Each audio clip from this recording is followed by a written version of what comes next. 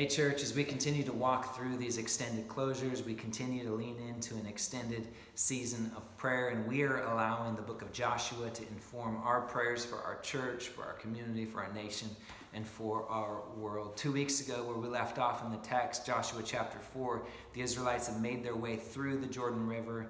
Each tribe was to grab one stone from the bottom of the Jordan River, bring it to the city Gilgal, set up this memorial so that the children and grandchildren who walk by would be reminded of God's faithfulness to his people. And it was our prayer that we would be a reminder and that we would remember God's faithfulness. As we pick up in the story in Joshua chapter 5, we come to the text and we see that God's reputation had gone before his people, that surrounding cities and nations were talking about the work that God had done on his people's behalf. And we come to the end of the text and we see Joshua nearing Jericho, and he looks up, his eyes look up, and he sees a man with a sword drawn, and he says to this man, are you for us or are you our adversary? And the man responds saying, no, but I'm a commander of the army of the Lord.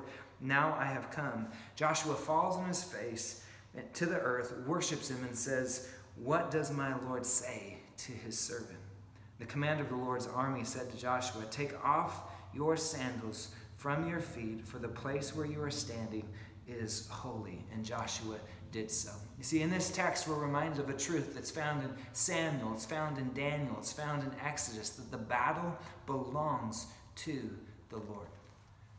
Any victory that we win on our own behalf, at best, is temporary, but the victories that God accomplishes on our behalf are eternal. And it's my prayer this week that we would echo the words of Joshua as he stood before the commander of God's armies, and that we would pray, that we would say, what does my Lord say to his servant?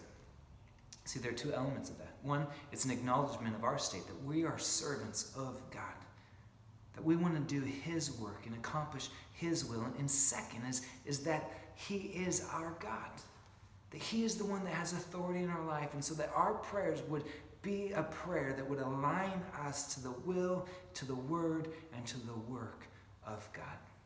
I'm praying for you. I'm praying with you this week. God bless.